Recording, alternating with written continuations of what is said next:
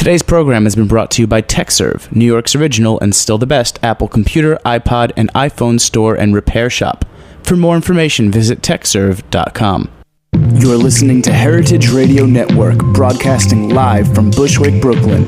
If you like this program, visit heritageradionetwork.org for thousands more. We talk about food, we talk about music, with musical dudes. Finger on the pulse, Snacky Tunes.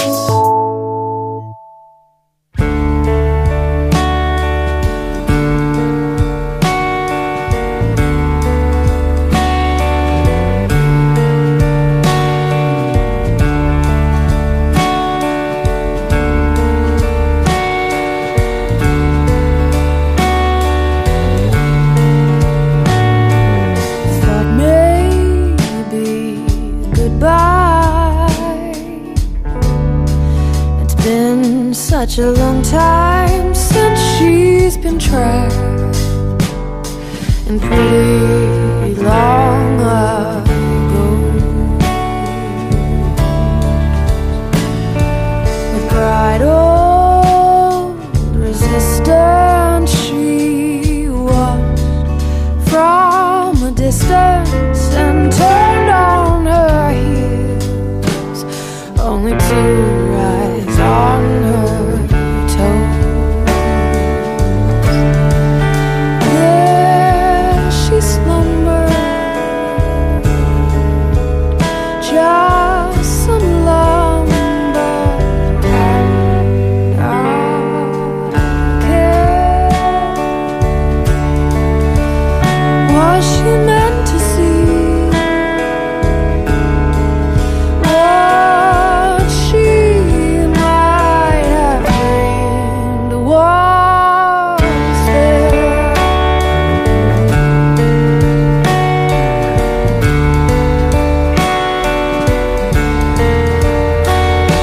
The back doors of memory flung open completely, and she knew his words and tried to bite his tongue. A story on repeat, whose beautiful defeat will ring with the girl, with the heart who'll be outrun by the true love.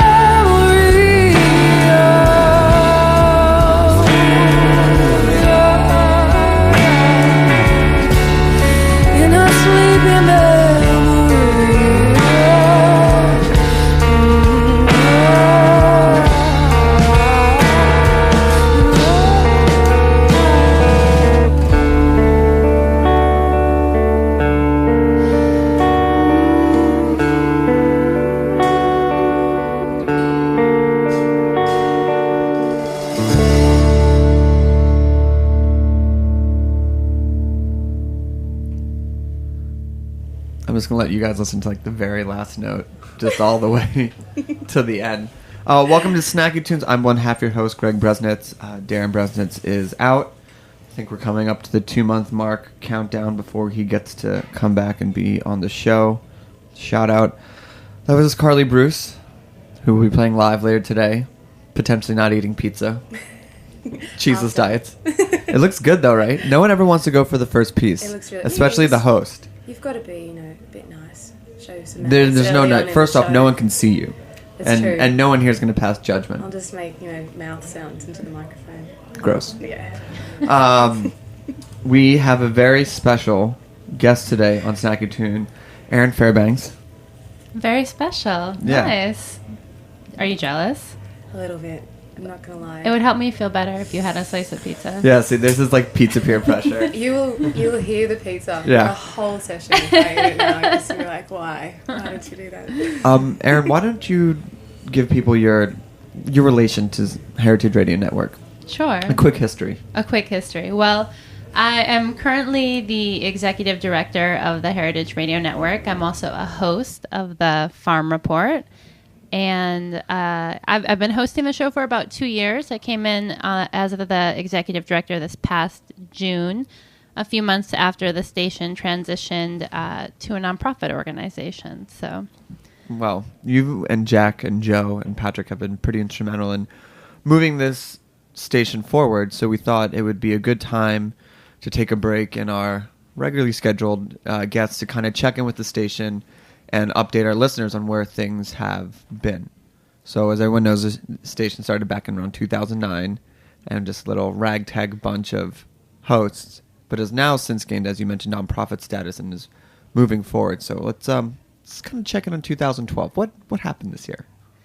2012 was a big year for the network. In the third year, we brought on a ton of new shows this year. After the transition to nonprofit status, we kind of, there was a moment to take pause and kind of really think in a more strategic way about what the role of the station was going to be in the short and long term, and where we had strengths with regards to our content, and where we had strengths with regards to our funding. So really, I personally have spent the last 6 months just kind of getting my feet under me, getting to meet all of the hosts. We do over 27 live weekly programs, so there's just a ton of stuff happening every week. We're in the studio broadcasting Sunday through Thursday. We brought on a bunch of new shows this year.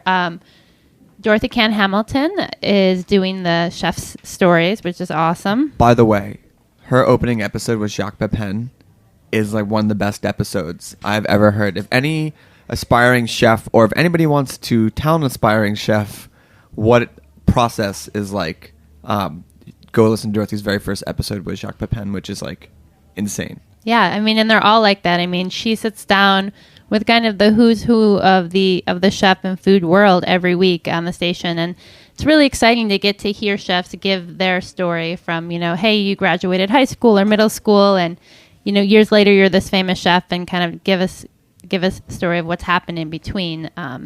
We also brought on Grace Bonney of Design Sponge. She does a show called After the Jump, which focuses on design issues, and she brings in different design personalities and looks at both the built environment, looks at food stuff, looks at sustainability, and really kind of tucks into process a lot, which is new for the station, and people are loving her. It's a hugely popular show, so we're lucky to have them.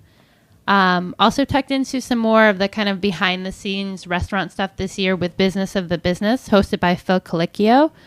Phil looks at, Relation to Tom? Cousins, yeah. Cousins. Okay. Yes, cousins to Tom.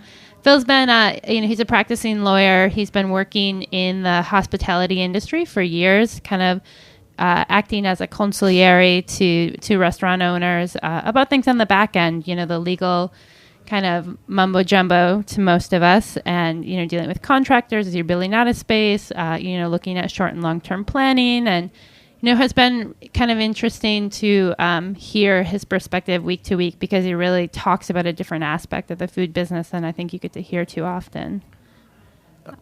Well, I wanted to ask you before we go into this, just to go back to the non-profit, what was the process in going that? We are, a radio station inside 2 shipping containers in the back of a pizza restaurant.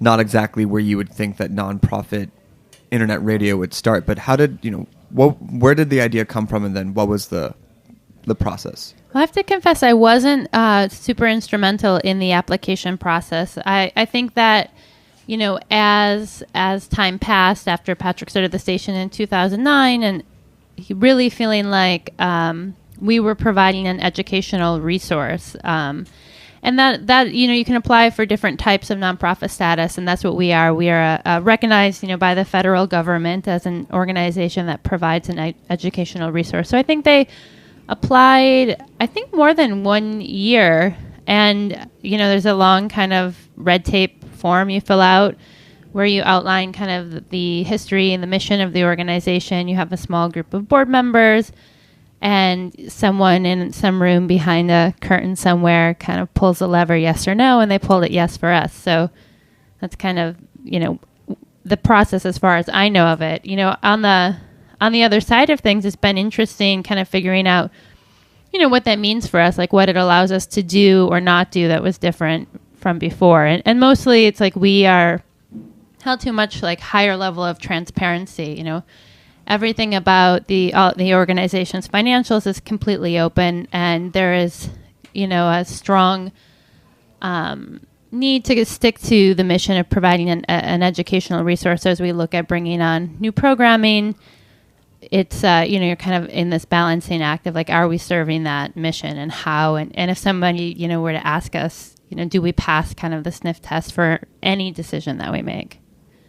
I mean, one of the things that had changed for the station is we're allowed to now take donations, which has given rise to membership drives, which is new.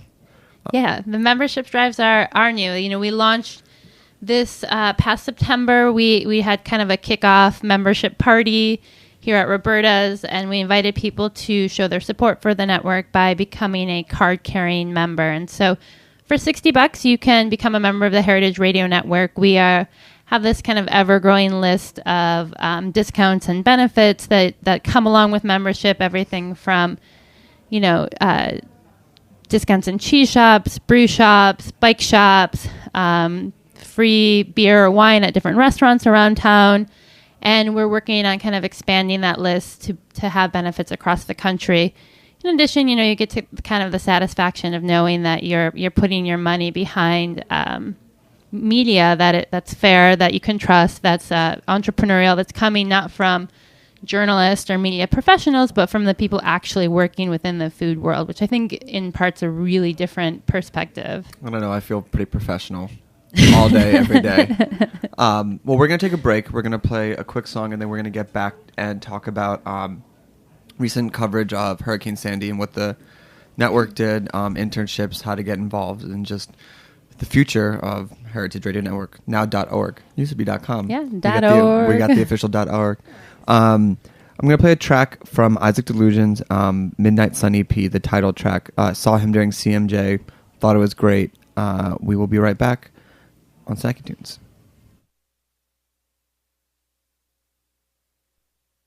Thank you ever so kindly. I'm here with my machine.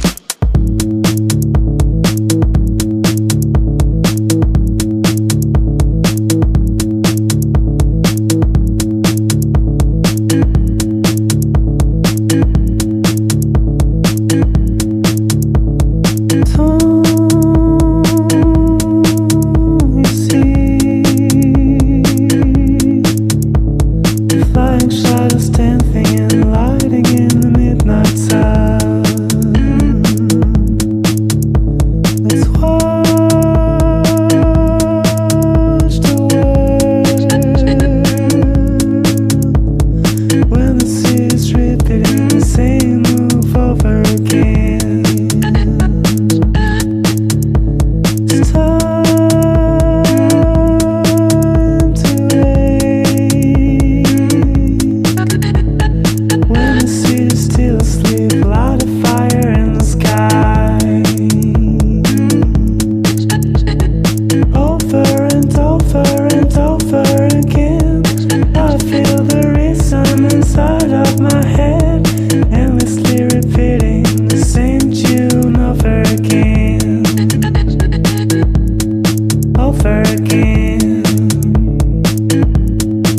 over again, over again, over again. Walk away with me. We're a prisoner of the gravity, but we can still be free. In the silence of the empty streets, I'm walking in the midnight sun, walking in the midnight sun. I'm walking in the midnight sun, walking in the midnight sun, walking in the midnight sun. I'm walking in the midnight sun, walking in the midnight sun, walking in the midnight sun, walking in the midnight sun. Walk away with me. We're a prisoner of the gravity, but we can still be free. In the silence of the empty streets, we are walking in the midnight sun, walking in the midnight sun. We are walking in the midnight sun, walking in the midnight sun. We are walking in the midnight sun.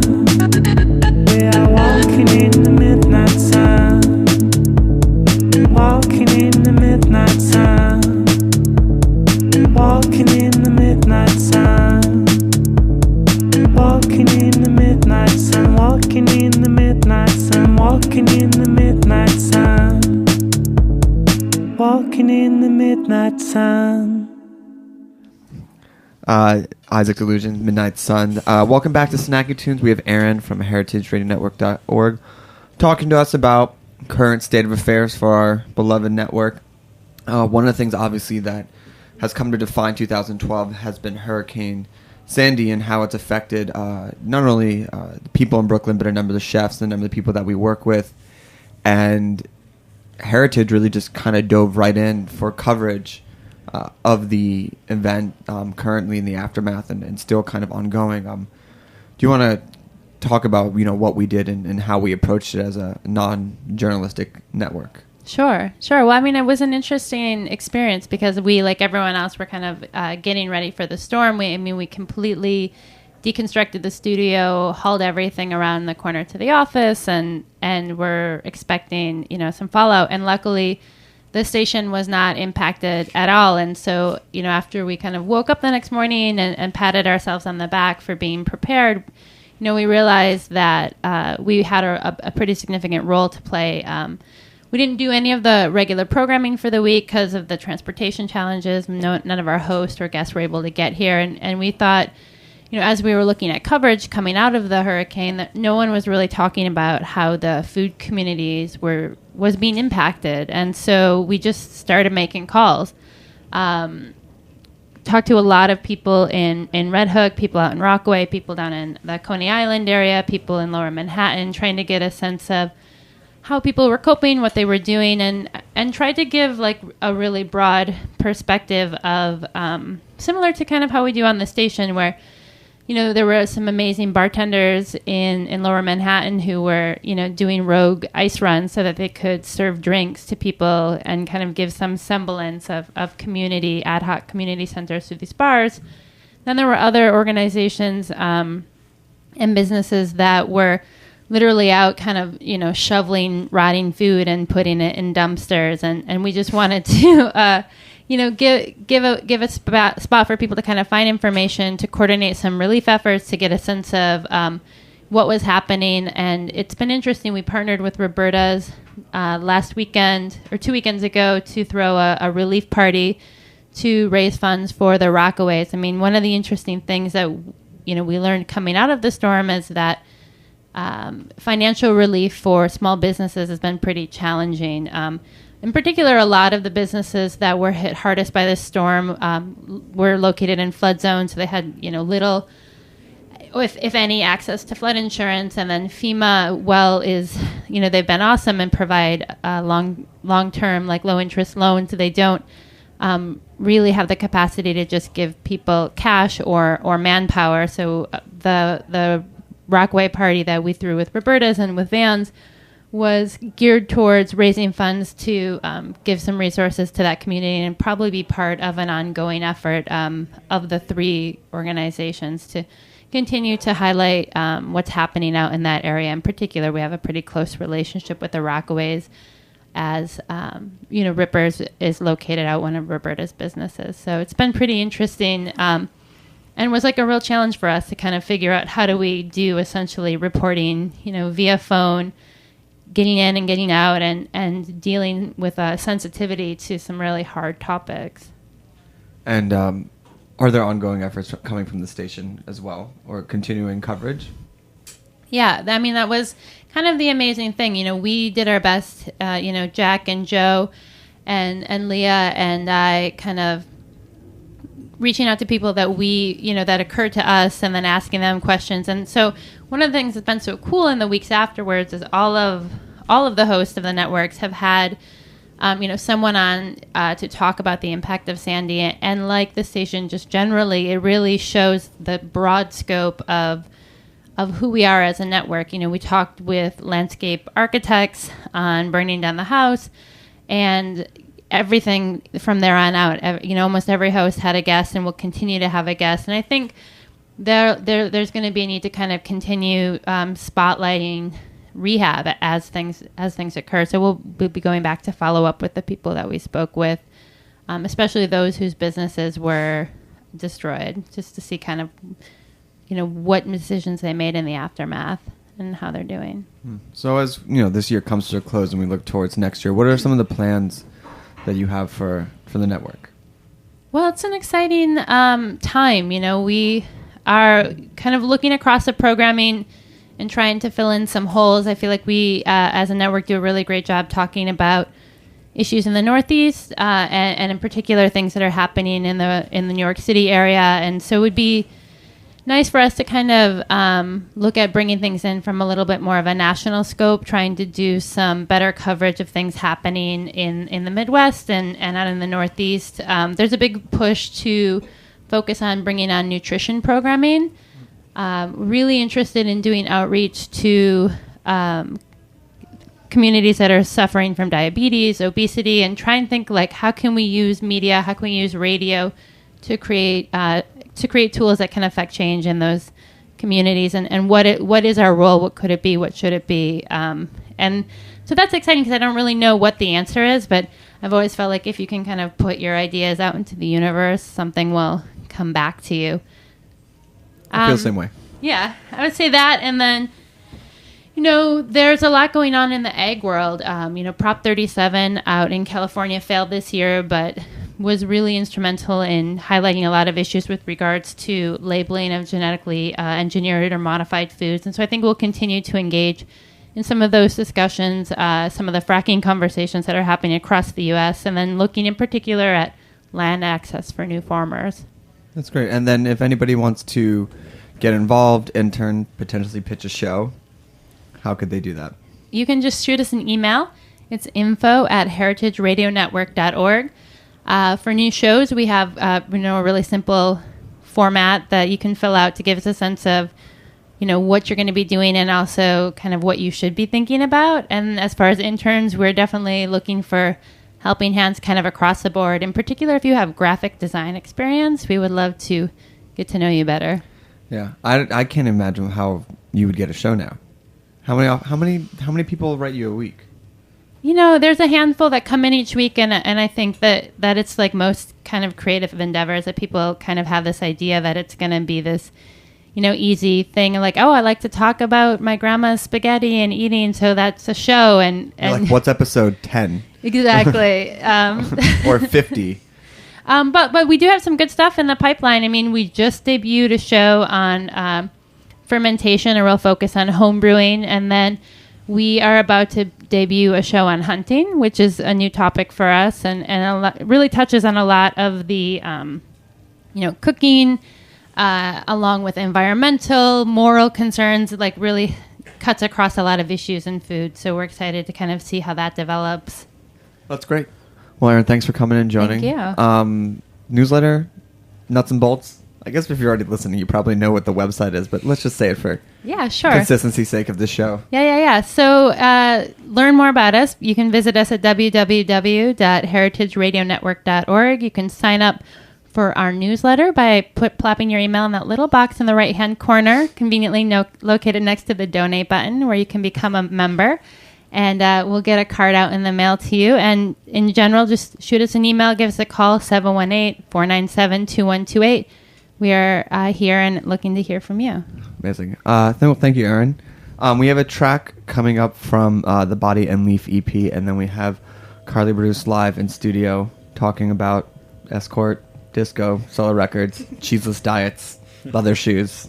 That's it, right? That's a solid half an hour right there. Live on Snacky Tunes. Woo! Damn, mama. Damn, mama. Damn, mama. Damn, mama. Maybe you wanna take a bite out of the apple. Have to. Maybe you wanna take a bite out of the apple. I'm stuck to. Maybe you wanna take a bite out of the apple. Have to. Maybe you wanna take a bite out of the apple. I'm stuck to. Maybe you wanna take a bite out of the apple. Have to. Maybe you wanna take a bite out of the apple. I'm stuck to. Stinger running. Maybe you wanna take a bite out of the apple. Have to. Maybe you wanna take a bite out of the apple. I'm stuck to. Stinger running. But stinger running. Have to. Stinger running. But stinger running.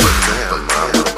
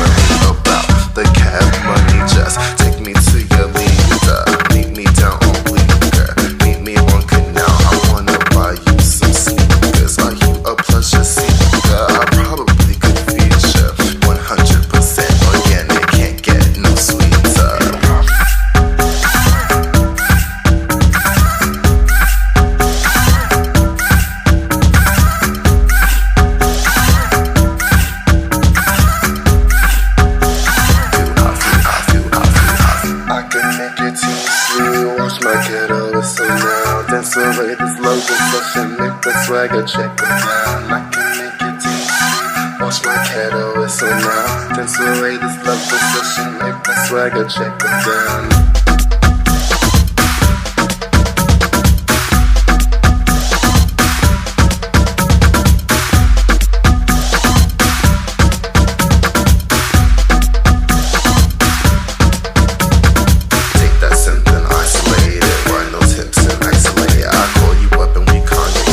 Sweat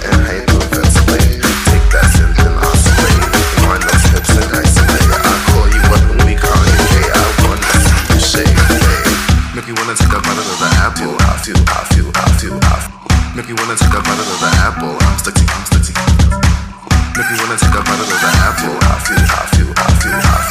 me wanna take a bite of the apple. I'm sticky. Way too hot for me. Way too hot for me. Way too hot for me. Way too hot for me. Way too hot for me. Way too hot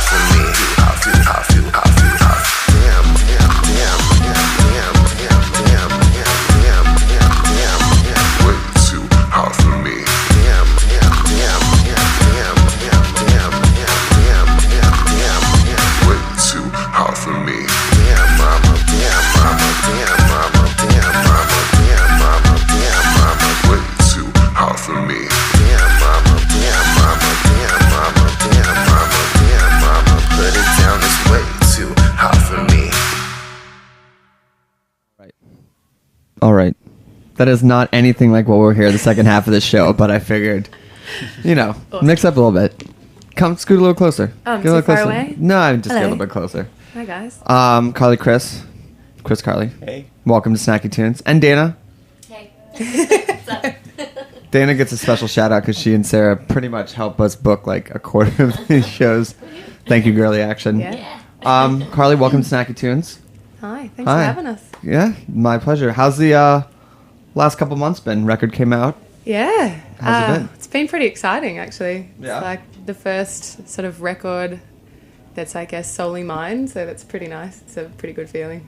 You've worked with, obviously Escort and other projects before. What was the decision to do a solo project? What did you have to say that couldn't be said in the projects?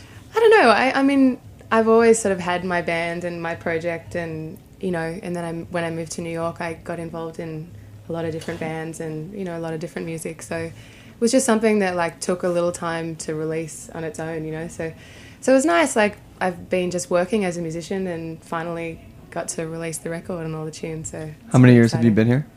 7 years now. 7 years. I know, getting old and almost a New Yorker or something like that. I don't know if getting old. I feel like we have like Peter Pan syndrome. You're just taking on more experiences. Something like that. More established. Wiser. What are some of the past projects that you've worked on in 7 years? I mean, one of the main ones, of course, that you know about is Escort, which is a 17-piece disco band. Who I think will be in here next week in like Oh, 4 really? parts. No, Oh. we can't say this. I was like, that's going to be awesome. Yeah. I wasn't on that gig, obviously. So that was one of the main ones. We've been doing a lot of touring, and they've put out a couple of LPs over the last little while. So it's As we were talking before, if you haven't seen Escort, it really is a 17-piece live disco who kind of really stuck to the guns Yeah. of, well, we're traveling as it's all or nothing. And it's amazing when bands could do what was that band? I'm from Barcelona. It was 30 people. Mm-hmm. That was totally insane as well. It's like Yeah. traveling. It's a lot of people. Eugene and Dan do an amazing job of making sure everyone's in the right place at the right time, with the right gear most of the time. We do what we can. So it's a lot of people, but it's a lot of fun. And how long you been with them? About 5 or 6 years now, since they pretty much started. I think the first gig I ever played was at PS1 with them years and years ago. That was your first gig in the States? Oh, no, with Escort. Oh, Yeah. I was going to say, wow, that's quite the Yeah, quite the opening. it's quite the introduction. Yeah, no, that's a band that it's been really nice to see that sort of flip over and turn into something that they can, realistically take on the road and do live shows with. It started as a studio project and kind of evolved from there. But Eugene and I have worked a lot together, and that kind of just we all kind of get together and talk about writing the music, and it's mostly their brainchild, and it's a big sort of bunch of people that get in there and have a good time and make it a live thing. So how have you That's fun. found time from all your side projects to kind of carve out time for your own record and make sure that gets the proper attention? It's been hard. I mean, you really do get caught up in doing lots of cool stuff in New York, which is part of the joy of being in a city like this. So different from Australia. It's so much more relaxed, but it's taken a little while. It was a step-by-step process. It was just as much money as I had that I could put into it. So every step of the way was just reliant on getting that bit done and then working out the next step and then doing that. So it took a couple of years since we started recording for it to be finished. Yeah. And Chris, how are you in the picture? Well, I guess Karlie and I probably met through a mutual friend. I don't know, God, something like 5 years ago, 6 years ago, something like that. Yeah. Yeah, I guess immediately I've just, been playing together pretty regularly from then. And, I write a good bit of music myself, and I've been lucky to have her be a big part of my group as well. And it's been kind of... Shout out your group. It's called Things I Wonder. It's a good name. And it's amazing. That's a really good name. That's actually, I stole that from a Shags tune. Oh, no one needs to know that. Well, it's okay, Yeah. We can give the Shags a shout. Nice reference. But yeah, I guess, coming from a world of, both Karlie and I have played a good bit of jazz music in our past and all different kinds of music, and, coming from a place where a lot of the musical relationships can be very business-like, it's been a very refreshing thing to have something where you've got people who are actually on the same page, invested in trying to make something move forward. Everybody wants a band, and we've been very lucky to have that sort of experience over these years. So And a lot of good people. Yeah, a lot of good people also involved, and also so really nice to have this music coming out here, because it is something that we've both been living with for a good bit of time. Why don't we hear a song from the record? Sure. What are you gonna play? Title track? Sure. Title do track. it. It's just paperback level.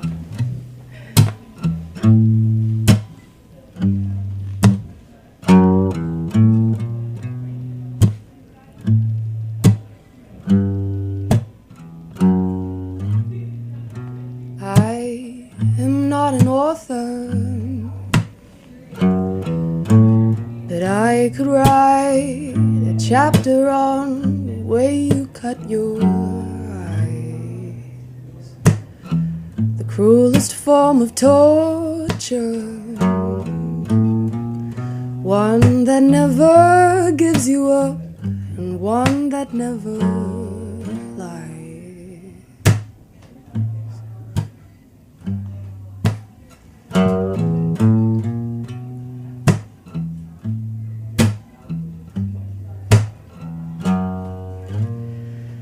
Tattooed on your finger,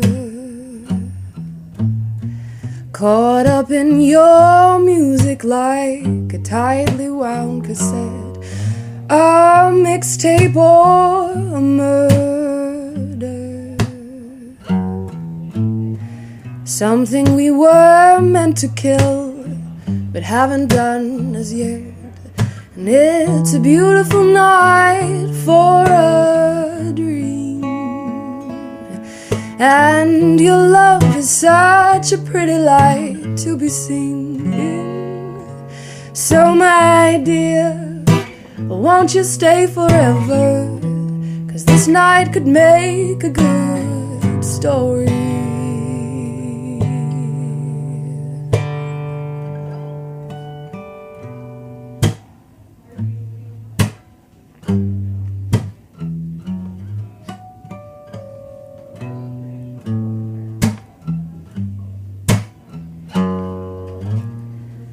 Second-hand disorder,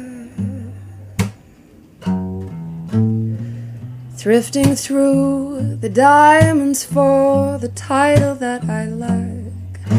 And though I can't afford her, and parting with my pennies just enough to have you back.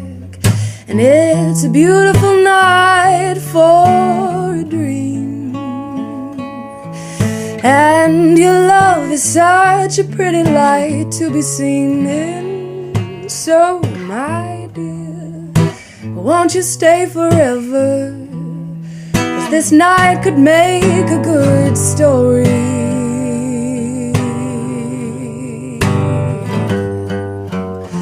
Tell me it's forever. You're so well put together from beginning to end. Judging by your cover, handsome paperback lover, you still choose. You still choose to pretend. You still choose. promise to return. Now I know you remember everything so clearly from the night you stole my heart, and living without feeling is problematic only at the time you want to start. And it's a beautiful night for a dream, and your love is such a pretty light to be seen in. So my dear, won't you stay forever? 'Cause this night could make a good story. A beautiful night for a dream, and your love is such a pretty light to be seen in. So my dear, so my dear,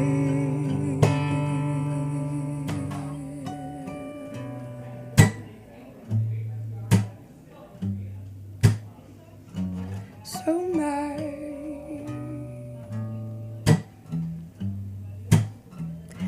so my dear.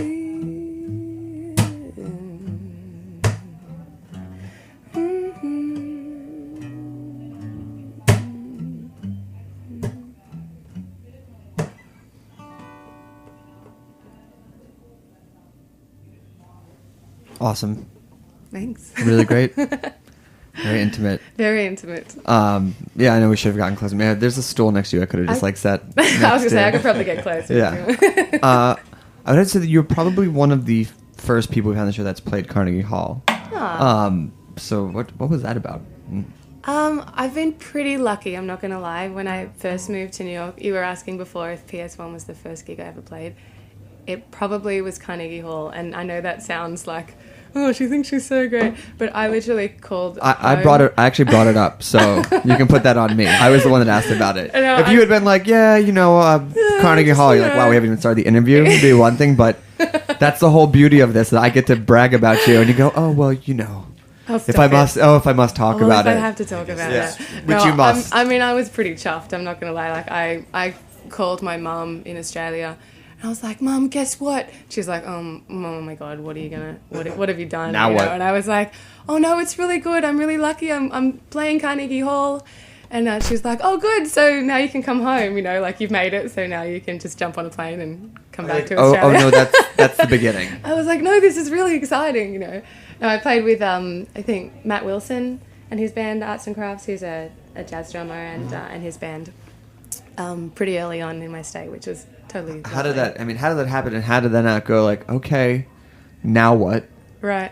I don't know. I don't even know how I fell into it. I think it's just, the New York scene, I guess. People, one person There's knows so many someone angry else, musicians right now who are like, oh yeah. I'm sorry, I didn't mean it. Yeah, I know.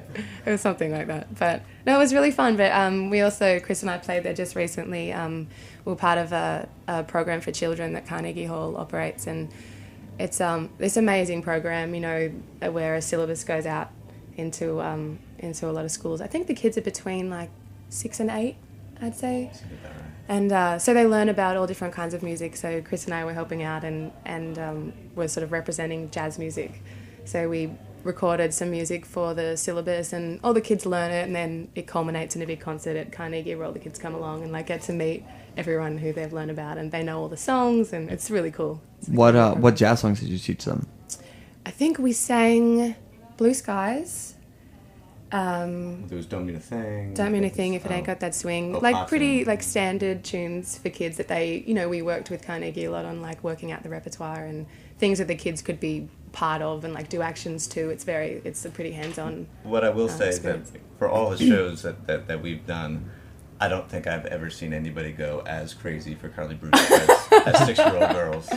Like I'm really big like, in they had like in schools across the Michael nation. Jackson screaming sort of. It's in like insane. It's single so digit adorable. demographic, Like, you're kind of winning. It's adorable. Yeah, It's really unlike something anything I've else. ever seen. Yeah. It's What really do cool. either of you have like a preferred jazz standard that you like to play or throw into a show, that would be none. or a jazz cover? Maybe not a standard, but like a covered. I don't know. I feel like we've both done a lot of gigs playing a lot of jazz standards over the years, so we don't really tend to like play them on our shows so much anymore. I mean, we still play a lot of jazz. I mean, Chris's group is, comes from a lot of jazz, a lot of material in general, so I guess it's all sort of there in some sort of way, but I don't really pull out standards as often as we've we got used our to. own. I mean, I guess one thing from playing as much jazz as we had in the past, and both being people who really identify with being people who write music, then I think when we're given the opportunity to be playing our original music, the last thing we really want to be doing is doing anything other than that. Right. If you have like a choice between one of your own or a song you've probably played on the up a million times. I mean, at a point in time, at least for me, it just the difference between playing a song that was coming right from yourself versus the song that meant something very deeply to others over various points in time. The connection was just different, and you kind of get addicted to the feeling of when it's that immediacy, at least for me. I mean, there's so many beautiful songs too from that era, and I think part of the reason too that I'm not sure for Chris, but for myself, that why I started writing music, like it kind of always been something that I did. I grew up playing saxophone and instruments as a kid, and I started singing jazz, and suddenly when you sing a song that everybody has sung for years and years before you, and everyone's done a version of every song that you sing, everyone has an opinion on how that's supposed to go. Right. So at a point it's like, okay, cool, I'm going to write something that I can sing it however I want, Yeah. So it's it's a different animal or something. Okay, well, why don't we hear another song? Sure. Something that is not open to interpretation. And something that's not 6 minutes long. We'll play. That's fine. It's totally fine. Sorry about that, guys. No apologies. This is I guess this is the most sort of jazzy of the tunes that we play.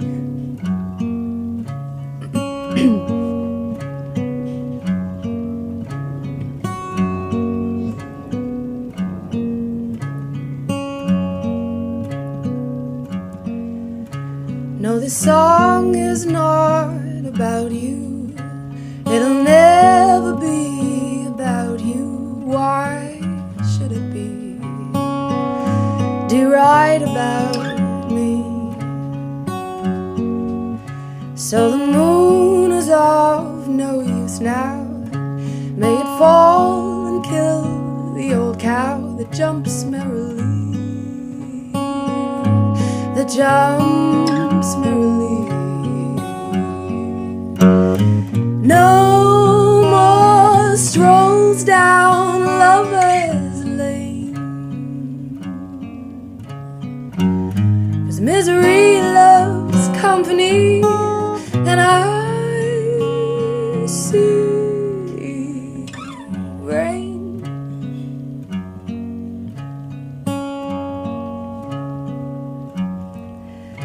So I'll never dream of autumn, or a song of love that gaily sings through the trees, that sings through the trees.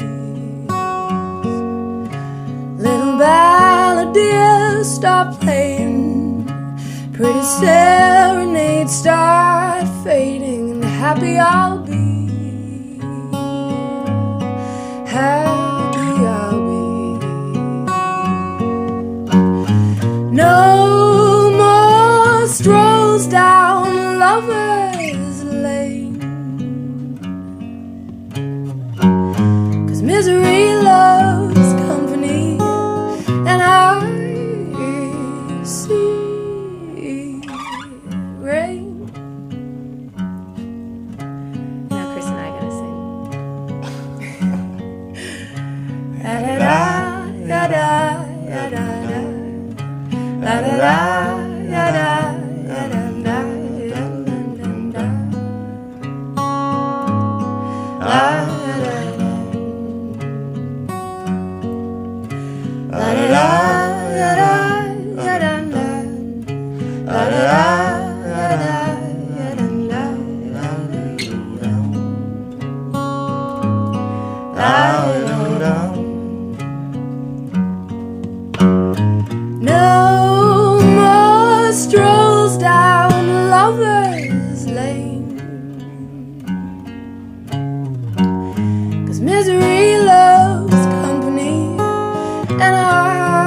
I see rain.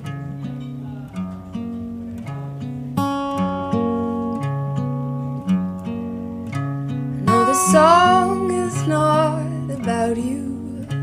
It'll never be about you. Why should it be? Do you write about me? So I'm sorry, my dear lover, 'cause I'll never write another.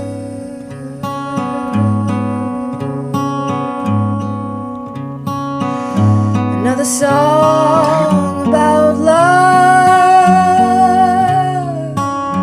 No songs about love.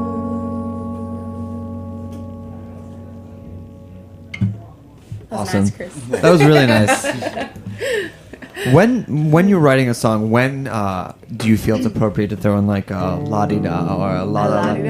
Like, That one had nowhere else to go. You know, and by that when we play this on gigs, sometimes it's like, by that stage in the game, everyone kind of knows how it goes. It's kind of a bit of a ditty, so people tend to raise their glasses and sing along. It's just amazing to me, just from like all the songs where you just like, it feels from the beginning of time when like, not like nonsensical, but we'll say nonsensical phrases just like naturally go there. It always works. It's like, who knows if it's from nursery rhymes or from just the general collective knowledge of music, but it's like, there could be nothing else there but that. And if it wasn't there, it would feel weird. It's really funny because this song originally had a terrible whistle that I did on the original demo. I'm the world's worst whistler, but it wasn't bad. I mean, people think it's endearing. I mean, there's a kind of endearing whistle on the record that had, I mean, for the when it came around to actually recording it and being like, what are we going to put in this middle bit? Because, you know, there's no beer around and there's no, I don't know, I don't have other people to be here right now. So, you know, so it turned into a whistle, which is nice. I mean, because it came from that, so it turned back around, you know. It's nothing, you know, genius. No, I know, but well, I mean, it's kind of really bad. No, but I don't know. I mean, I think you're going to say something about like, it's not genius, but it's like very simple and very innate that you could never have seen you play before, and you find yourself just like singing along. Hopefully, like a quarter of the way through when you get into that first round. I pretty much know the notes and pick them out. And take a good guess, you know. And it's like, drink a beer, put an arm around somebody. Yeah. Sway a little bit. A little bit of swaying. Just bringing people together, you know. Yeah. One la-di-da at a time. So what's next? What's coming up? For you, for Escort? Holidays. Shout out to moms. Hi, Mom. Hi, Dad. Yeah. They'll have to stream it on that. We're a very family-friendly show here. On their new wireless, not the old wireless. Oh, yeah. Yeah. I don't know. Escort's going to Portugal this week. Lisbon and Barcelona, I think we're playing, which would be really amazing. I actually haven't been to either of those places, so I'm pretty stoked on that. And then hopefully, I mean, Chris and I and the band, if we can in the new year, we'll do a little bit of a tour around the US, try and play some shows live and get the whole band on the road. That's kind of the goal. How many people are in the band? Just 4 of us. Yeah, so a big van. Yeah. You know. Where's the rest of the band right now? Right now, I don't know actually. Studios around the countryside, and Derek is, I don't know what Derek's doing. He's been on the road a lot, so when everyone's in town, he's eating pizza. He's just outside. He's like waving. Yeah. Brian's probably having a nice meal somewhere. Probably. He's quite the foodie, isn't he? He might listen to this podcast. Oh, really? He's a fancy gent. What do you want to guess that he's eating right now and see if you can get it right? I'd say something. Well, this is vague. I would say something very spicy or something very sweet. Or he does seem to post those pictures of him eating ice cream sandwiches. Well, that would fall into the sweet category. I guess so. Yeah. So that's actually pretty broad.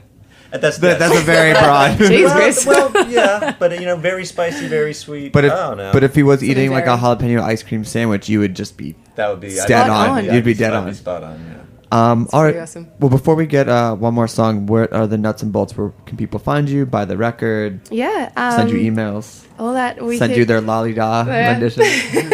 Their whistle solos to replace mine. We're all the regular places on the internet. We have a Bandcamp site and Facebook and all that stuff. But a website, just www.karliebruce.com. and it's spelt funny. Yeah, want to spell it? It's spelled Karlie, so it's Karlie. Oh, I guess. Your accent just totally disappeared. Isn't that weird? It's Yeah. so weird. Yeah. KarlieBruce.com if you want to find out some more. Yeah. Yeah. And if you have any press inquiries, you can just holler at Dana as well. Thanks a lot, Dana. Thanks, Dana. Thank you. Thanks, Karlie. All right, well, Chris, and your band information? At chrisparello.com. So that's CHRIS Parello, PARRELLO. Two R's, two L's. Awesome. All right, so what are you going to take us out with? Well, we're going to play a song that Chris and I wrote together. We play a lot of music, as you know, so we're going to do one that's... I haven't noticed. Yeah, that's right. the two of us. All right, well, thanks for tuning in to Snacky Tunes, and we will be back next week with another episode. Thanks for having us. Thank you. Oh, wait. You got what you need? Yeah. Okay. Ready? Yeah, you got it.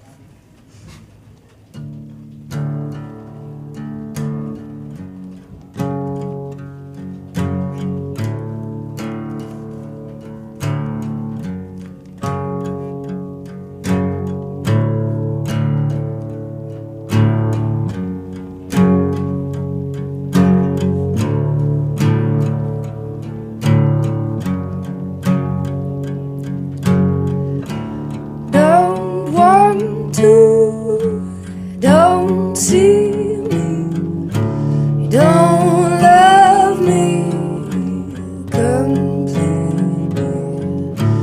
No need to be sorry. Don't question, don't worry now. Don't worry now.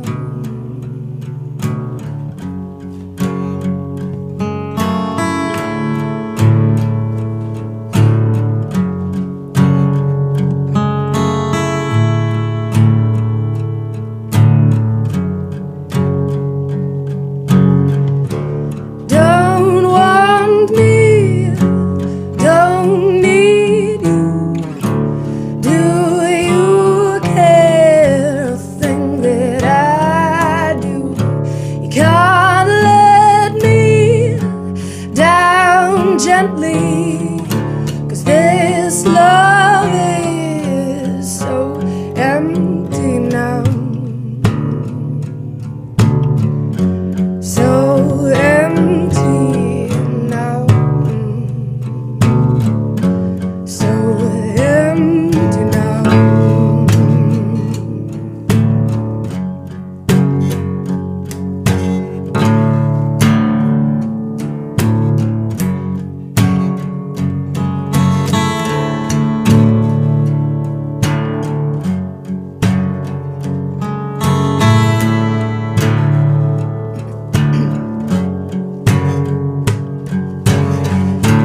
You want it, come and get it, and I'll say it before I get it.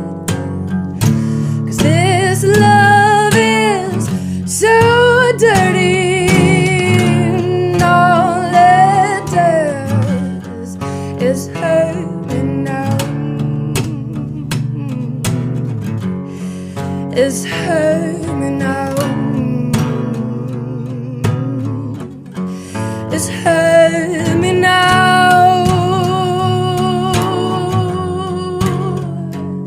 It's hurt me now. It's hurt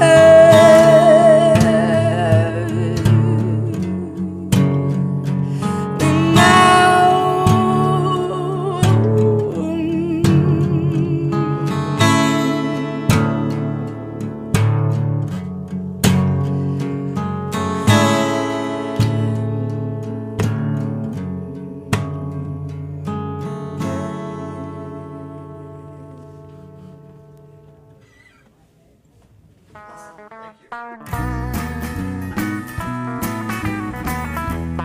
Thanks for listening to this program on heritageradionetwork.org. You can find all of our archived programs on our website or as podcasts in the iTunes Store by searching Heritage Radio Network.